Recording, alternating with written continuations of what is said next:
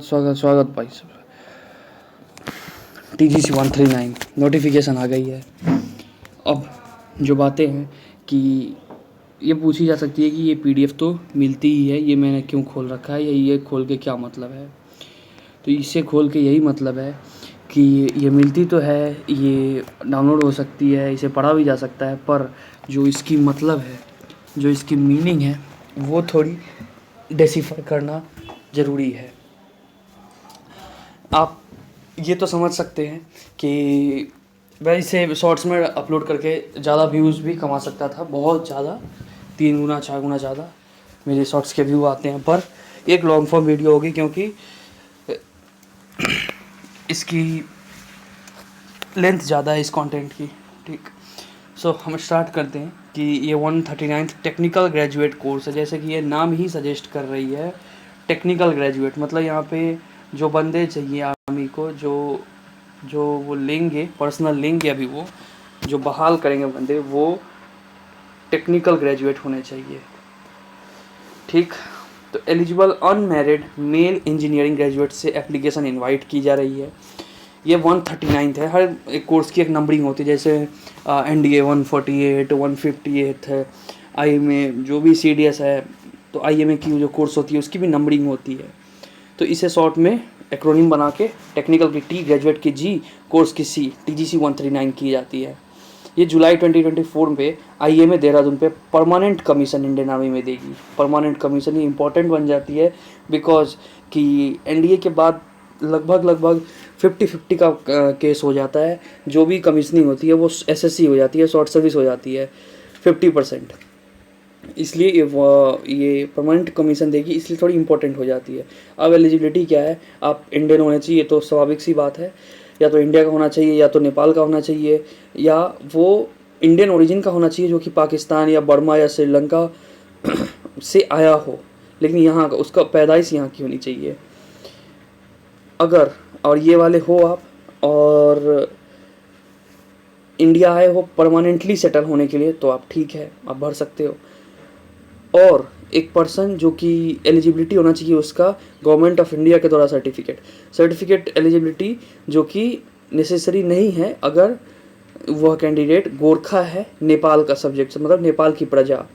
एक कैंडिडेट है जो कि सर्टिफिकेट एलिजिबिलिटी ज़रूरी है एक कैंडिडेट की अगर वो ऐसा सर्टिफिकेट एप्लीकेशन के साथ लगाता है तो।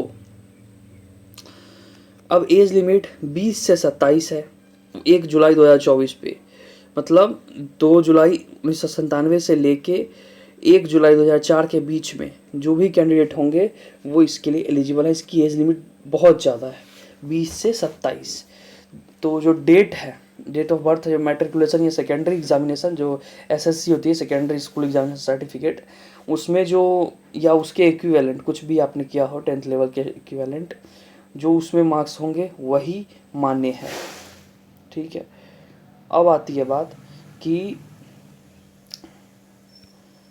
अपन देखते हैं यहाँ पे कि जो डेट हो गई डी अभी, उसके बाद जो एजुकेशनल क्वालिफिकेशन है वो कैंडिडेट जिन्होंने इंजीनियरिंग डिग्री, स्ट्रेट लिखा हुआ है इंजीनियरिंग डिग्री कोर्स, या तो उन्होंने कर लिया हो या फाइनल ईयर में हो, हाँ फाइनल ईयर एलिजिबल हैं। ये एक जो एप्लीकेशन फॉर्म्स आते हैं तो स्टूडेंट्स यहाँ वहाँ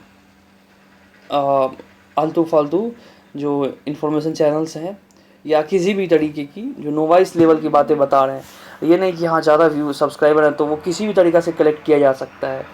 क्लिक बेट करके लोग कमा के और फिर उसे वहाँ अपना रिप्रेजेंटेशन करते हैं। सो अब ये बात है कि फाइनल ईयर वाले अप्लाई कर सकते हैं। आइए देखते हैं क्या होता है। तो यहाँ पे हम लोग इसे एनोटेट कर देते हैं।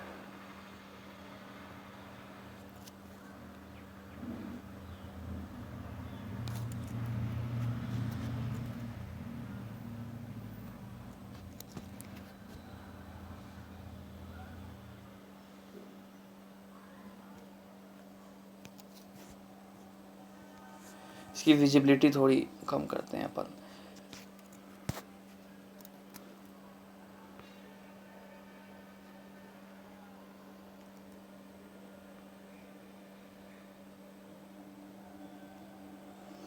जो वो कैंडिडेट जो कि फाइनल ईयर में है उन्हें यह चीज़ submit proof of passing engineering degree examination और सारे सेमेस्टर के मार्कशीट्स 1 जुलाई 2024 से पहले प्रोड्यूस करना होगा। 12 हफ्ते डेट ऑफ कमिंस, अगर आप जो भी स्टूडेंट है वो आईएमए ज्वाइन कर लेता है, मतलब आईएमए पर ट्रेनिंग ज्वाइन कर लेता है, उसके 12 हफ्तों के अंदर ये चाहिए सबमिट करनी होंगी, मतलब पास होने की प्रूफ सारे सेमेस्टर्स की। सच candidate will be inducted on additional bond basis, because additional bond basis की अगर आप ये नहीं उपलब्ध करवा पाते हो पासिंग की, तो जो कॉस्ट है ट्रेनिंग की इंडियन मिलिट्री एकेडमी पे जो नोटिफाई की गई है टाइम टू टाइम, और जो स्टाइपेंड है और पे और अलाउंस जो मिलती हैं, अगर ये सर्टिफिकेट आप नहीं देंगे तो वो चीज़ें वापस ली जाएंगी, रिकवरी कर ली जाएंगी। ठीक, एडिशनल बॉन्ड बेसिस।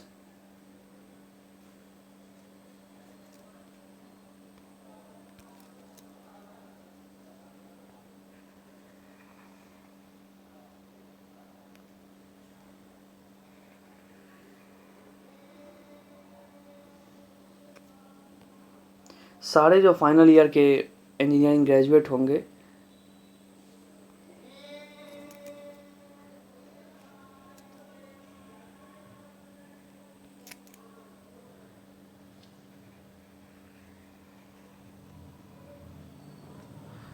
सारे फाइनल ईयर अपियरिंग कैंडिडेट जिनकी फाइनल ईयर है, फाइनल सेमेस्टर है, वो 1 जुलाई 2024 के बाद जिनकी एग्ज़ाम होने वाली है वो एलिजिबल नहीं है इस कोर्स के लिए। कैंडिडेट जो कि अभी उन्हें पास होनी है डिग्री एग्जामिनेशन, वो एलिजिबल होंगे अगर वे फाइनल ईयर में पढ़ रहे हैं। तो वो कैंडिडेट जिनको अभी भी फाइनल ईयर क्वालिफाई करना है और उन्हें अपीयर किया जाएगा, मतलब अलाउ किया जाएगा कि वो एसएसबी में अपीयर हो जाए, तो उन्हें ये बात ध्यान रखनी होगी कि एक स्पेशल कंसेशन उन्हें दी जा रही है उन्हें, ठीक है। तो उन्हें सबमिट करना होगा proof of passing engineering degree examination, साथ ही साथ सारी मार्कशीट उस इंजीनियरिंग की ऊपर जो डेट दी गई दैट इज़ 1 जुलाई 2024। और कोई रिक्वेस्ट इसमें नहीं चलेगी कि इस डेट को आप बढ़ा दीजिए, मतलब 12 हफ्तों से ज़्यादा दे दीजिए, एक भी नहीं, उसी में सबमिट करनी होगी। और अगर लेट होती है बेसिक क्वालिफाइंग यूनिवर्सिटी एग्जामिनेशन या डिले होती है डिक्लेरेशन ऑफ रिजल्ट और कोई भी और का बात हो, तो उसमें सरकार यहाँ पे मर्सी नहीं की जाएगी, वहाँ पे आपसे हो सकता है कि वो खर्च भी ली जाएगी और फिर ये करवाया जाएगा।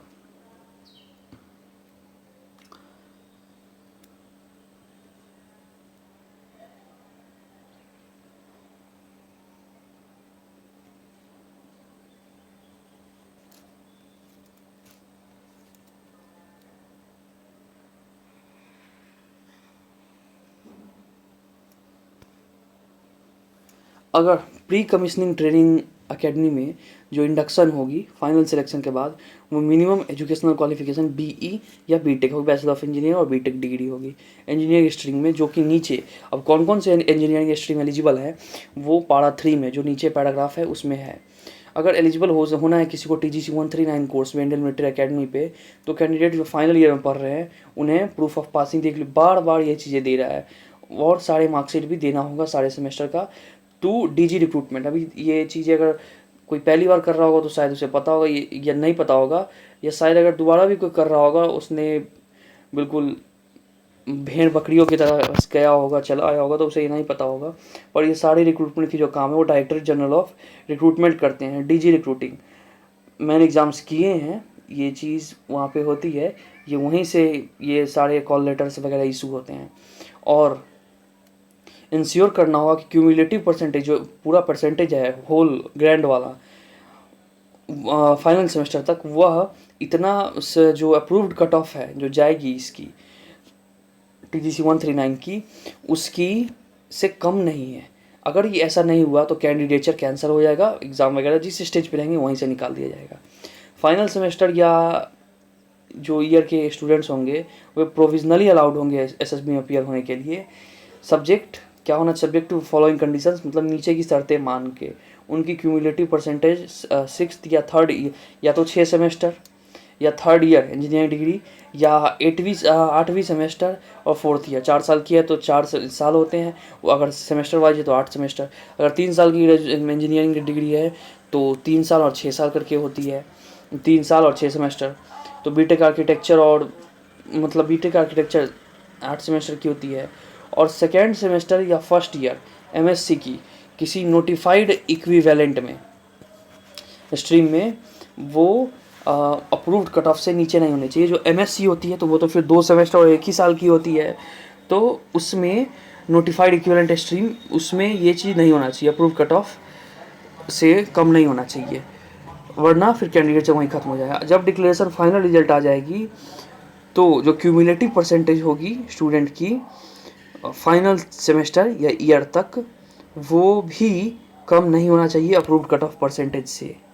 ठीक, अगर ऐसा हो जाता है तो कैंडिडेचर विल बी कैंसल्ड।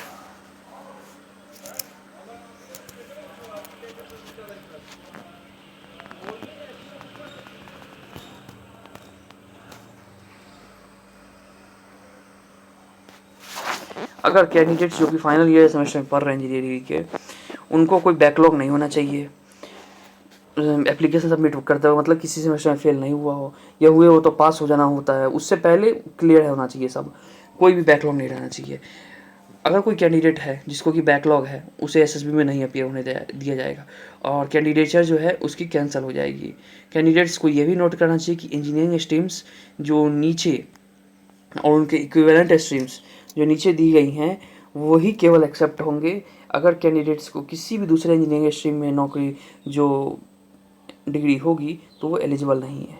कोई वेरिएशन अगर इस नाम से हुआ इंजीनियरिंग स्ट्रीम का, जो कि डिग्री पे या डिग्री पासमेंट वो जो सर्टिफिकेट रहती है या मार्कशीट पे जो कैंडिडेट सबमिट करेगा अपने ऑनलाइन एप्लीकेशन में, तो उसकी कैंडिडेचर कैंसिल हो जाएगी। तो एकदम ध्यान से समझना है, core engineering stream civil, core civil वाला एलिजिबल है।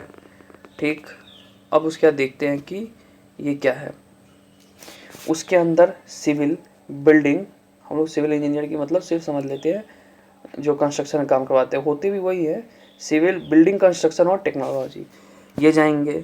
उसके बाद इसके अंतर्गत सिविल इंजीनियरिंग, स्ट्रक्चरल इंजीनियरिंग, फिर structural engineering, building engineering construction, building and technology, civil and rural, civil engineering, civil infrastructure, civil construction, and then फिर जो civil engineering, environmental pollution control, environmental engineering, environmental science and technology, building construction, उसके आते हैं computer science में। ठीक है, computer science और engineering में आ गए हम लोग। तो यहाँ पे computer science and engineering, computer technology, MSc computer science, information technology, ये सारे एलिजिबल है। तो अभी तक कोर कौन कौन हो गए, कोर इंजीनियरिंग सिविल और कंप्यूटर इंजीनियरिंग की।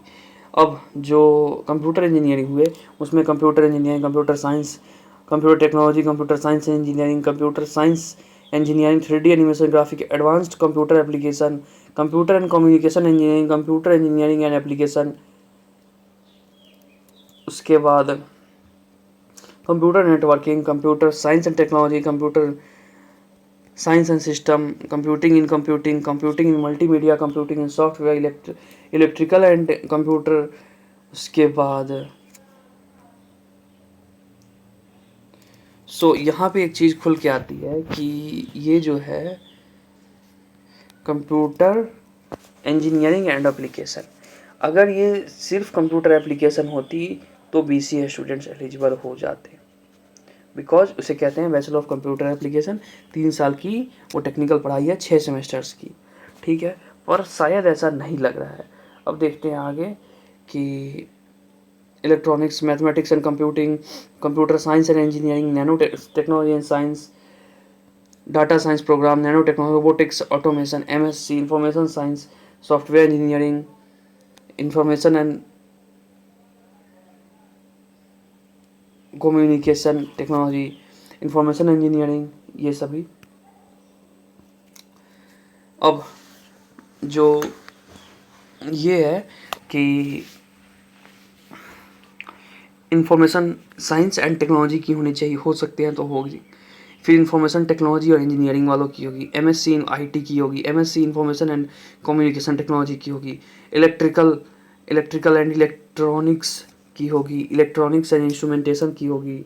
ठीक है, फिर आप ये देख लेंगे कि ये कोर में, इलेक्ट्रिकल कोर में और कौन कौन से हैं, वो तो नोटिफिकेशन पढ़ा भी होगा या नहीं पढ़ा होगा, तो प्लीज़ देख लेंगे। फिर इलेक्ट्रॉनिक्स भी एक कोर है इंजीनियरिंग की, उसमें देखते हैं कि कौन कौन है, कुछ मेजर वाले देखते हैं हम लोग।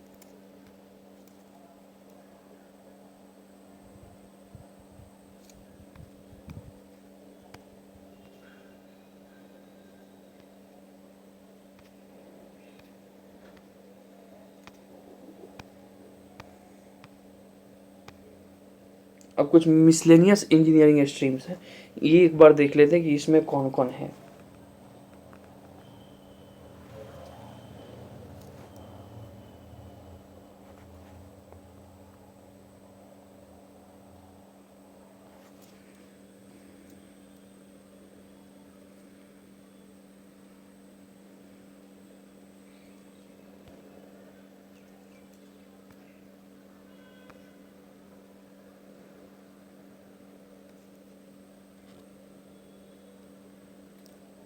अब जो ये वैकेंसी है ये टेंटेटिव है, मतलब ये फिक्स्ड नहीं है और ये चेंज कर सकते हैं। अगर ऑर्गेनाइजेशन अगर कुछ ऊपर नीचे कर देती है तो ये चेंज हो सकते हैं।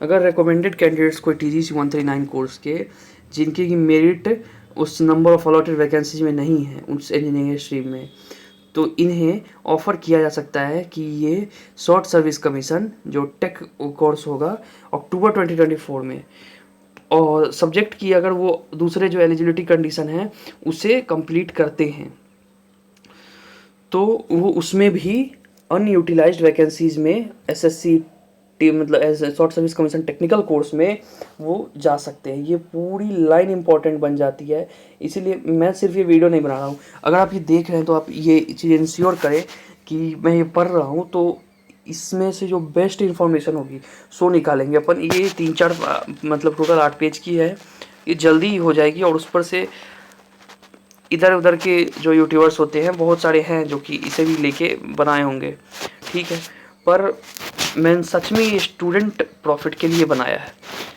कि आपके पास क्लियरेंस हो। बिकॉज यहाँ पे ज़्यादा क्लिकबेट हो रही है और ये चीज़ें एक नोटिफिकेशन में ये इतनी डेप्थ की बात लिखी हुई है, इन्फॉर्मेशन है कि अगर इसे डेसिफर सही से नहीं किया जाए तो लोग फिर डाइवर्ज हो सकते हैं। अब कौन सी कमीशन मिलेगी, तो जो इसके कैंडिडेट्स होंगे वो उन्हें शॉर्ट सर्विस कमीशन मिलेगी प्रोबेशन पे, जो रैंक ऑफ लेफ्टिनेंट होगी from the date of commencement of the course और the date of reporting at IMA। जो शॉर्ट सर्विस कमीशन मतलब लेफ्टिनेंट की जो रैंक मिलेगी वो SSC होगी और IMA देहरादून पे रिपोर्ट करने के दिन से लेके जो भी पहले है या जो भी बाद है, जो भी बाद का है वहाँ से जिस दिन से कोर्स शुरू होगा या जिस दिन IMA पे रिपोर्ट करेंगे उसमें जो बाद का होगा, जो भी विच एवर इज़ लेटर जो बाद का होगा उसमें जो बाद में शुरू होगा, और उसको फुल पे और अलाउंस मिलेगा जो कि लेफ्टिनेंट को मिलता है ट्रेनिंग पीरियड में। पेयर अलाउंस मिलेंगे ट्रेनिंग कंप्लीट होने के बाद। फिर परमानेंट कमीशन जब पूरी तरीके से ट्रेनिंग कंप्लीट हो जाएगी तो ये जो ट्रेनिंग कैडेट्स हैं उनको परमानेंट कमीशन आर्मी में दे दी जाएगी रैंक ऑफ लेफ्टिनेंट पे। अब एंटर डेट सीनियरिटी, अब ये जो स्टूडेंट्स हैं चूँकि अब ये शॉर्ट सर्विस कमीशन में जब तक ट्रेनिंग हुआ तब तक ये लेफ्टिनेंट के तौर पे काम कर चुके होंगे, तो इन्हें एक एंटी डेट सीनियरिटी मिलेगी। मतलब जब ये नौकरी अपनी ज्वाइन करेंगे काम, तो जिस दिन से कमीशन इनको मिली रहेगी उस दिन से 1 ईयर की इन्हें सीनियरिटी मिलेगी TGC एंट्री वालों लेफ्टिनेंट्स को। वहाँ पे जब इनकी सर्विस काउंट की जाएगी तब एक ये मिलेगी, एक सीनियरिटी मिलेगी, एंटी डेट सीनियरिटी।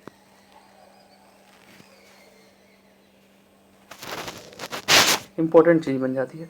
उसके बाद ये जो रिकमेंड होंगे स्टूडेंट्स, उनको ट्रेनिंग होगी उनकी और आईएमए पे होगी, जो कि उनकी पोजीशन होगी, फाइनल ऑर्डर होगी मेरिट में इंजीनियरिंग स्ट्रीम की, जिस स्ट्रीम में जितना सीट है उसके अवेलेबल वैकेंसीज के हिसाब से जो उनकी ट्रेनिंग होगी, और सारे एलिजिबिलिटी क्राइटेरिया जो पूरे होंगे तो लगभग 12 महीने उनकी ट्रेनिंग चलेगी। देख रहे हैं ना, अभी ये जो 12 महीने यहाँ पे बात की जा रही है, इसी 12 महीने का सीनियरिटी मिलेगा। समझने वाले के लिए बहुत डेप्थ की ये बात है कि जो यहाँ 1 साल का शॉर्ट सर्विस कमीशन वो लेफ्टिनेंट रहेगा, वो कैडेट, वहाँ उसे वो सीनियरिटी मिल जाएगी, 1 साल की सर्विस काउंट हो चुकी होगी। तो कैंडिडेट्स को ना ही शादी करने की इसमें परमिशन होगी, ना ही पेरेंट्स या गार्डियंस के साथ रहने की, और पूरी तरह से जब ट्रेनिंग जब तक नहीं कंप्लीट कर ले तब तक कैंडिडेट शादी नहीं कर सकते हैं। अगर वो शादी कर लेते हैं तो उन्हें डिस्चार्ज कर दिया जाएगा और उनके पे हुआ सारा खर्च गवर्नमेंट जितना करेगी वो वापस ले ली जाएगी। अगर कैंडिडेट है जो कि शादी करता है, अगर जो डेट ऑफ एप्लीकेशन है उसके बाद फिर भी सक्सेसफुल जो शॉर्ट सर्विस सिलेक्शन बोर्ड के इंटरव्यू एप्लीकेशन के बाद और मेडिकल एग्जामिनेशन के बाद, इस एप्लीकेशन डेट के बाद वो कर लेता है, और मान लीजिए कि एप्लीकेशन आपने भर दिया, ठीक, एंड देन क्या होता है कि the date of his application, इसे लेट मी एनोटेट इट, ये इम्पॉर्टेंट है ये।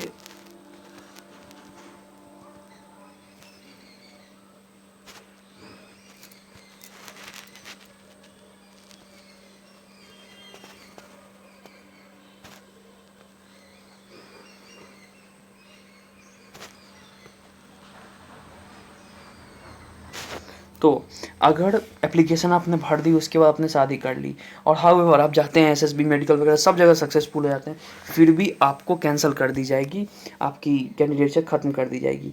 अब ट्रेनिंग का जो कॉस्ट होगा आईएमए पे वो सरकार देगी। एक जेंटलमैन कैडेट अगर ट्रेनिंग एकेडमी से किसी दूसरे मेडिकल या कोई और रीजन जो उसके कंट्रोल में नहीं है, तो अगर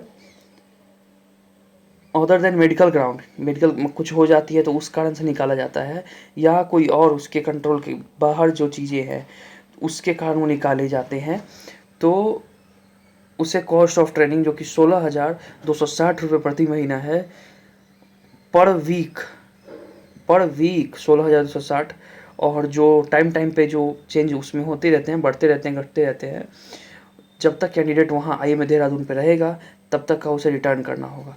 जो स्टेट मतलब जो गवर्नमेंट, स्टेट कहने का मतलब होता है गवर्नमेंट, तो जो कॉस्ट ऑफ ट्रेनिंग जो स्टेट देगी वो कैंडिडेट से रिकवर कर ली जाएगी अगर कैंडिडेट पर्सनल रीजन से एकेडमी से बाहर आता है। तो जो फाइनल एलोकेशन है आर्म्स का या सर्विस का, मतलब आर्म्स मतलब किस विभाग में वो जाएगा, वो पासिंग आउट जो जेंटलमैन कैडेट का होगा, जो उन लोगों की होती है आईएमए पे, उससे जस्ट पहले प्रायर, मतलब उससे पहले प्रायर वो चीज़ डिसाइड की जाएगी,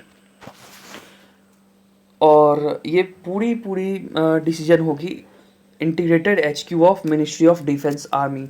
जो इंट एचक्यू है, जो एकीकृत सेना भवन है, एकीकृत जो रक्षा मंत्रालय की जो ऑफिस है आर्मी की, उनकी पूरी डिसीजन होगी किसको क्या आर्म मिलेगा, क्या सर्विस मिलेगा। अगर जो एग्जिस्टिंग पॉलिसी अभी के जो नियम है उसके हिसाब से जो कैंडिडेट हैं उनकी कोई ऑब्जेक्शन नहीं होगी अगर वो फाइनल सिलेक्शन अलॉटमेंट उनकी आर्म या सर्विस उनके इंटरेस्ट में, in the interest of the, मतलब जिसमें ऑर्गेनाइजेशन की इंटरेस्ट होगी उसमें वो करेंगे। कोई भी रिप्रेजेंटेशन इसमें टेनेबल मतलब उसकी नहीं, उसको एक्सेप्ट की जाएगी। ये रैंक्स होते हैं, इस तरीके से आदमी आगे बढ़ेंगे, जो लोग रिक्रूट होंगे वो इस तरीके से ऊपर जाते हैं। Lieutenant, captain, major, lieutenant colonel, अभी लेफ्टिनेंट पे कमीशन हुए लेफ्टिनेंट बन गए, 2 साल की सर्विस हुई कैप्टन बन गए, फिर 6 साल की सर्विस हुई मेजर बन गए, फिर 13 साल की सर्विस हुई लेफ्टिनेंट कर्नल बन जाएंगे, फिर जो 26 साल की सर्विस होता है कर्नल बन जाते हैं, टीएस जो temporary service, TS colonel temporary service उस पर कुछ समय के लिए, और जैसे ही कुछ सर्विस कंडीशन होते हैं, जैसे कि वेलिंगटन वगैरह जाके डिफेंस स्टाफ कॉलेज जो वेलिंगटन है वहाँ से कुछ फिर कोर्स वगैरह लोग पूरा करते हैं तो उन्हें कर्नल बनाया जाता है। फिर brigadier, major general, lieutenant general, जो HAG स्केल है, HAG स्केल प्लस स्केल। फिर उसके बाद administrable 1/3 of total strength of lieutenant general. जो फिर लेफ्टिनेंट जनरल पे जाने के बाद जो उसके 1/3 मतलब 1/3 जो होंगे वही लोग फिर उससे ऊपर जाएंगे, और उससे भी ऊपर फिर vice chief of army staff या आर्मी कमांडर या लेफ्टिनेंट जनरल NFSG, तो उनमें से फिर कोई आगे बनेगा, और फिर चीफ ऑफ आर्मी स्टाफ। ये प्रमोशन का क्राइटेरिया है। उसके बाद पे क्या मिलेगा, जो लेफ्टिनेंट पे होंगे तो उन्हें मिलेगी 56,100 से 1,77,500। उसके बाद कैप्टन पे होने पे 61,300 से 1,93,900। फिर मेजर पे 69,400 से 2,07,200। फिर लेफ्टिनेंट कर्नल से 1,21,200 से 2,12,400 पे। कर्नल पे 1,30,600 से 2,15,900। फिर ब्रिगेडियर पे, फिर मेजर जनरल पे, फिर लेफ्टिनेंट जनरल पे, फिर लेफ्टिनेंट जनरल, फिर जो इस तरीके से 2,50,000, 2,25,000 फिक्स है आर्मी कमांडर की, लेफ्टिनेंट जनरल की, और चीफ ऑफ आर्मी स्टाफ की 2,50,000 ये फिक्स है। ठीक, सो एक हैंडसम सैलरी है कोई भी कैंडिडेट जो वहाँ तक जाते हैं। मिलिट्री सर्विस पे जो ऑफिसर्स को मिलेगी, रैंक लेफ्टिनेंट से ब्रिगेडियर जब तक रहेंगे तब तक 15,500 हर महीने मिलिट्री सर्विस पे। उसके बाद फिक्स स्टाइपेंड होती है कैडेट ट्रेनिंग के लिए, वो जेंटलमैन कैडेट को मिलती है जब तक वो ट्रेनिंग करते हैं सर्विस एकेडमी में, दैट इज़ जब तक IMA देहरादून पे वो अपना ट्रेनिंग करेंगे। 56,100 पर महीना, जो कि पे लेवल 10 मैट्रिक्स में शुरू होता है। बहुत अच्छी ये भी स्टाइपेंड है। जैसे ही सक्सेसफुल कमीशनिंग हो जाती है, जो पे इन होगा पे मैट्रिक्स में ऑफिसर की, वो फिक्स कर दिया जाएगा फर्स्ट सेल ऑफ लेवल 10 के फर्स्ट सेल में, और जो पीरियड ऑफ ट्रेनिंग होगा वो ट्रीट नहीं की जाएगी कमीशन सर्विस के तौर पे। और जो एरियर्स होंगे account of admissible allowance as applicable for training period shall be paid to cadets. जो ट्रेनिंग वगैरह